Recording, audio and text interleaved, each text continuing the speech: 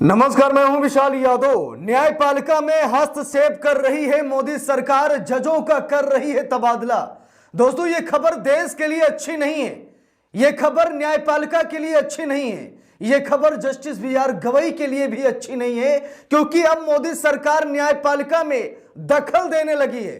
दोस्तों, मोदी सरकार ने पहले ही कहा था, जजों को धमकाया भी था, जहां पर मोदी सरकार ने कहा था कि अगर न्यायपालिका कार्यपालिका में दखल देगी तो कार्यपालिका हाथ पर हाथ रखकर नहीं बैठेगी, न्यायपालिका में दखल देगी। और आज देख लीजिए, मोदी सरकार ने 2 जजों का तबादला कर दिया है। खबर हैरान करने वाली है, यह दिखाती है कि केंद्र सरकार कितनी बड़ी मनमानी कर रही है। अब दोस्तों, यहां पर देखिए, खबर भी सामने आ गई है, लिखा भी है, इलाहाबाद हाई कोर्ट के 2 जजों का तबादला केंद्र सरकार ने अधिसूचना जारी कर दी है। गौर से देखिएगा, हम सभी लोगों को मालूम है कि हमारे देश में कोलिजियम प्रणाली चल रही है, यानी कि सुप्रीम कोर्ट के वरिष्ठ जज ही मामले को देखते हैं। लेकिन आज मोदी सरकार ने अधिसूचना जारी करके इस बात का दावा ठोक दिया है कि हम ही जो करेंगे हम ही करेंगे। हैरान करने वाली बात है, विचलित करने वाली बात है कि अब मोदी सरकार न्यायपालिका में घुस गई है और मोदी सरकार अब जजों पर दबाव डालना और भी शुरू कर दिया है। Justice B R. गवई पर ऐसे ही नहीं जूता फेंका गया, इसके पीछे की राजनीति पूरा देश समझता है कि जस्टिस बी.आर. गवई पर जूता क्यों फेंका गया, जस्टिस बी.आर. गवई पर दबाव क्यों डाला गया, यह पूरा देश जानता है। लेकिन आज देख लीजिए, मोदी सरकार ने इस बात का प्रूफ दे दिया है कि न्यायपालिका में सरकार घुस गई है। जरा गौर से देखिए, खबर भी सामने आई है, लो ट्रेंड की रिपोर्ट है, लिखा है, इलाहाबाद हाई कोर्ट के 2 जजों का तबादला केंद्र सरकार ने अधिसूचना जारी की। देखिए, साफ साफ लिखा है, केंद्र सरकार ने इलाहाबाद हाई कोर्ट में कार्यरत 2 न्यायाधीशों के तबादले की अधिसूचना जारी कर दी है। इन न्यायाधीशों को क्रमशः आंध्र प्रदेश और पटना हाई कोर्ट में स्थानांतरित किया गया है। यह घोषणा 14 अक्टूबर 2025 को विधि एवं न्याय मंत्रालय के न्याय विभाग यानी नियुक्ति प्रभाग द्वारा जारी अधिसूचनाओं के माध्यम से की गई है। अब हम सभी लोगों को मालूम है कि बिहार में विधानसभा चुनाव है। ऐसे में हाई कोर्ट में कुछ ऐसे जज होने चाहिए जो सरकार के इशारे पर काम कर सकें, यानी कि पूरा मामला फिट किया जाता है जमीन से लेकर के, यानी एक छोटे कार्यालय से लेकर के बड़े ओहदे तक अपने लोगों को रखा जाता है ताकि प्रदेश में अपनी जीत सुनिश्चित की जा सके। और इसी का यह कारण है कि आज जजों का तबादला कर रही है मोदी सरकार। सोशल मीडिया पर ऐसे ही गंभीर आरोप लग रहे हैं। देखिए, यहां पर लिखा भी है, पहली अधिसूचना के अनुसार इलाहाबाद हाई कोर्ट के न्यायाधीश न्यायमूर्ति दोनाद रमेश का स्थानांतरण आंध्र प्रदेश हाई कोर्ट में किया गया है। अधिसूचना में कहा गया है कि भारत के संविधान के अनुच्छेद 222 के खंड 1 द्वारा प्रदत्त शक्ति का प्रयोग करते हुए राष्ट्रपति भारत के मुख्य न्यायाधीश से परामर्श के बाद इलाहाबाद हाई कोर्ट के न्यायाधीश श्री न्यायमूर्ति दोनाद रमेश को आंध्र प्रदेश हाई कोर्ट का न्यायाधीश नियुक्त करते हैं और उन्हें आंध्र प्रदेश हाई कोर्ट में अपने कार्यालय का कार्यभार संभालने का निर्देश देते हैं। अब देखिए, यहां पर राष्ट्रपति ने जस्टिस बी.आर. गवई से बात की होगी। राष्ट्रपति से बात किसने की? प्रधानमंत्री नरेंद्र मोदी ने की होगी, तभी तो राष्ट्रपति ने इस मामले में इतनी दिलचस्पी दिखाई और फिर 2 जजों का ट्रांसफर कर दिया गया, तबादला कर दिया गया।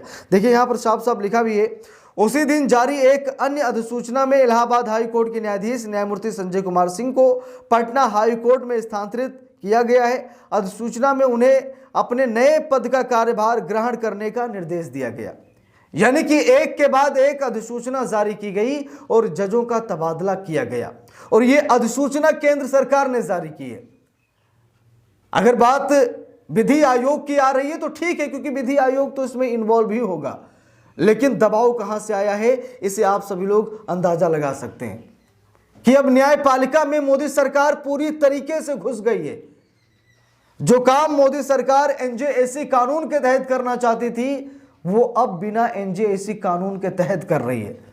अभी कल की एक वीडियो में मैंने जिक्र किया था कि साल 2014 में मोदी सरकार बनते ही सबसे पहले न्यायपालिका को अपने कब्जे में लेने की कोशिश इस सरकार ने किया।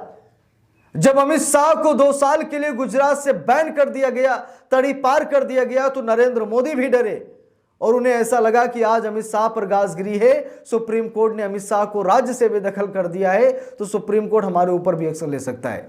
इसीलिए मोदी सरकार सत्ता में आते ही सबसे पहले न्यायपालिका पर अपना अधिकार करना चाहती थी। यहां तक कि एनजेएससी कानून भी लागू हो गया, लगभग पास करा लिया गया, राष्ट्रपति ने मुहर लगा दी, लेकिन सुप्रीम कोर्ट ने रोक लगा दी।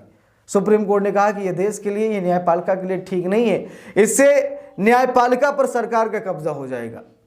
लेकिन उसके बावजूद आज भी मोदी सरकार जिस तरीके से न्यायपालिका में हस्तक्षेप कर रही है, यह देश के लिए बिल्कुल भी ठीक नहीं है। देखिए लिखा भी है, दोनों स्थानांतरण भारत के राष्ट्रपति द्वारा संविधान के अनुच्छेद 222(1) के तहत प्रदत्त शक्तियों का प्रयोग करते हुए और भारत के मुख्य न्यायाधीश के साथ परामर्श के बाद किए गए हैं।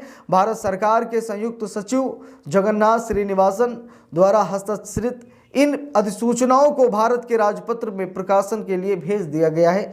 यानी कि ऐसा नहीं है कि सरकार कोई काम गैर कानूनी तरीके से करती है, और गैर कानूनी हो ही नहीं सकता। उसका कारण ये प्रधानमंत्री के आदेश पर हो रहा है।